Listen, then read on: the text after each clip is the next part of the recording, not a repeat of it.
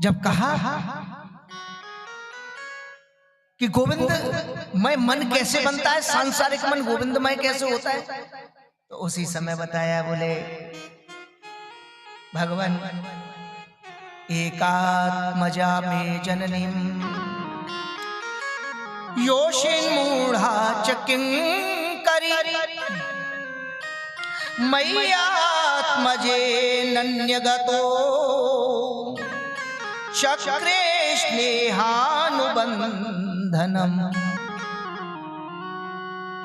वे मेरी माँ का अपना पूर्व जन्म सुना रहे हैं नारद जी व्यास जी को, कि व्यास जी ने पूछा कि भगवान आपको कैसे गोविंद की प्राप्ति हो गई, आप तो गोविंद के वैकुंठ में जाते हो, लक्ष्मी जी चरण दबा रही हैं, गोविंद से सैया पर शयन कर रहे हैं, और नारद जी आप तो सीधे उनके पास पहुंच जाते हो।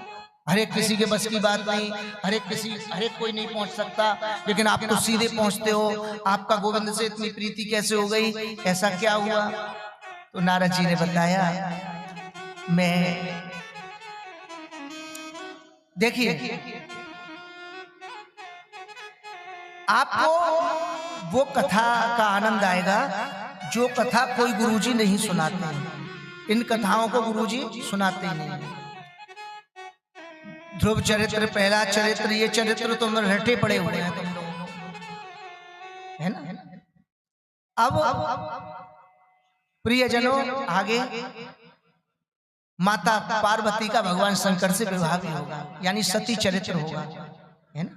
आपको पता है सारा सती चरित्र आप रोज शिव विवाह कराते हो और करते हो, और रोज कथाओं में, क्योंकि सती चरित्र में कन्यादान आता है, इसलिए गुरुजी उसे नहीं छोड़ते, उसे जरूर कहते हैं।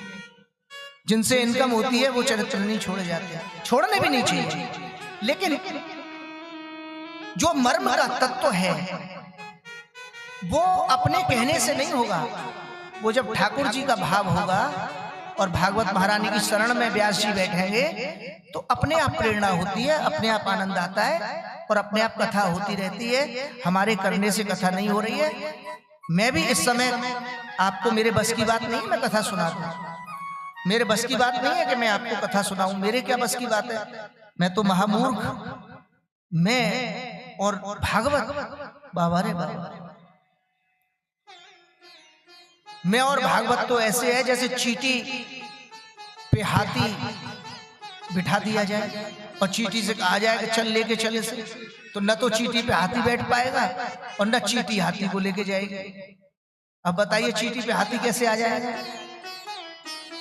तो इसलिए मैं चींटी हूं, भागवत जी हाथी हैं, मेरे बस की बात नहीं है। लेकिन हाँ, आप लोगों के साथ आनंद ले रहा हूं, आप लोगों के साथ आनंद ले रहा हूं। प्रभु चरणारविंदों में बैठा हुआ हूं, प्रभु से ध्यान लगा हुआ है।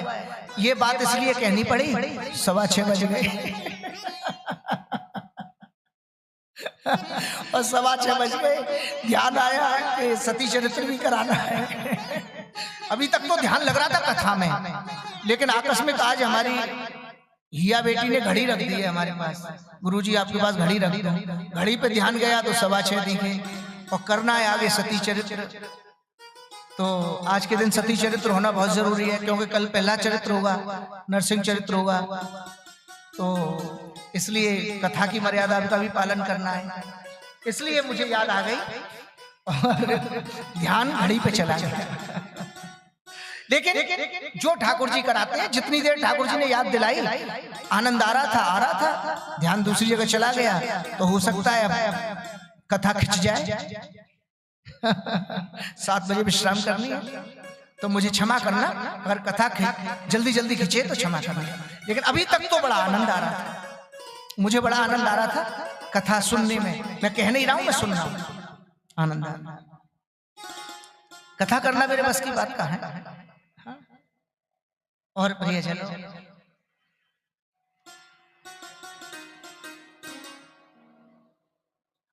नारद जी बता रहे हैं, बोले मैं अपनी मां के एक ही बेटा था, एक ही पुत्र, और मेरी मां मुझसे बड़ा प्रेम करती थी, बहुत प्रेम करती थी, बहुत प्रेम करती थी।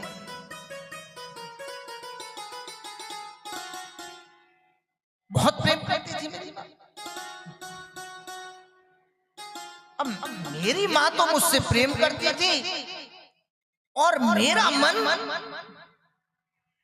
मेरा मन भगवान का कीर्तन करने को लगता था, मेरा मन भगवान में लगता था, मैं कीर्तन करता था, मैं मंदिर जाता था, मैं साधुओं की टोली में शामिल हो जाता था, महीनों महीनों घर नहीं आता था, साधुओं के साथ चला जाता था और मेरी माँ रो रो के बड़ा बुरा हाल हो जाता।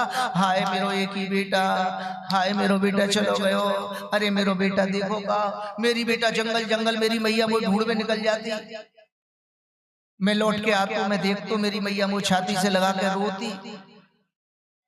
ब्रज भाषा समझ में आ रही है ना? बोलूं कि वही बोलूं? तुम्हारी बारी भाषा तूसी मुसी ना आवे लेकिन साढ़े नाल रहूंगा तो तुसी मुसी भी आ जाएगी। अपने नाल बहुत कम रखते हो ना, 10-12 साल में बुलाता हूं तो मैनू कहां से तुसी मुझसे आने? साढ़े नाल रहूंगा तो तुसी मुसी करूंगा, ब्रज में रहता हूं तो ब्रज का आनंद आता है। इसलिए पूछ लिया कि मैं बोलूं और आपकी समझ ना आए। मेरी ख्याल में आती है ना ब्रज भाषा, सबको समझ आती है? हाथ उठा के बताओ। जय जय श्री आनंद आता है। देखो भागवत ब्रज का तत्व है। और आपको एक बात और बताऊं, जब ब्रजवासी भागवत कथा करता है तो आनंद कुछ अलग ही आता है। ब्रजवासी को वरदान मिला, क्योंकि गोविंद कहते हैं ब्रजवासी बल्लभ सदा मेरे जीवन प्राण, इन्हें तने कना बिसारियों में नंद बाबा की याद। मैं नंद बाबा की सौगंध खा के कहता हूं मैं ब्रजवासियों को कभी भुला नहीं सकता। तो कृष्ण कथा जो ब्रजवासियों के मुख से आनंद आता है। और आपने एक चीज और देखी होगी, जो भागवत करेगा वो वृंदावन वासी जरूर लिखेगा अपने आप। जो व्यास गद्दी पर बैठेगा अपनी प्रचार सामग्री में चाहे होगा कहीं को भी वासी, लेकिन लिखेगा वृंदावन वासी। क्योंकि भागवत करनी है तो वृंदावन आना पड़ेगा, भागवत करनी है तो वृंदावन आना पड़ेगा। आपके आजकल बड़े छा रहे हैं बागेश्वर धाम महाराज धीरेन्द्र शास्त्री, दुनिया पागल हो रही है उनके लिए।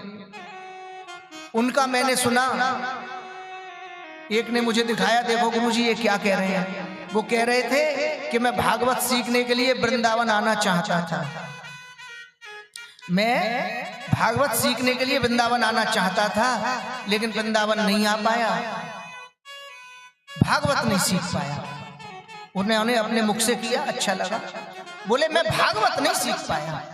अब भागवत तो वो करते हैं, लेकिन ये अच्छी बात है कि वो ये कहते हैं कि मैं भागवत नहीं सीख पाया, क्योंकि भागवत कृपा हर एक पे नहीं होती। भागवत कृपा माने श्लोकार्धम श्लोक पादंबा। जब तक श्रीमद् भागवत जी के श्लोकों का गायन नहीं होगा तब तक श्रीमद् भागवत का आनंद नहीं आएगा। तो जब तक वृंदावन वासी नहीं बनेगा तब तक भागवत का आनंद नहीं आएगा। ब्रजवासी उसे बनना ही पड़ेगा। और ब्रजवासी के मुखारविंद से जो भागवत कथा का आनंद आता है वो कहने ही क्या है। इसलिए भागवत ब्रज का रस है, इसलिए आपको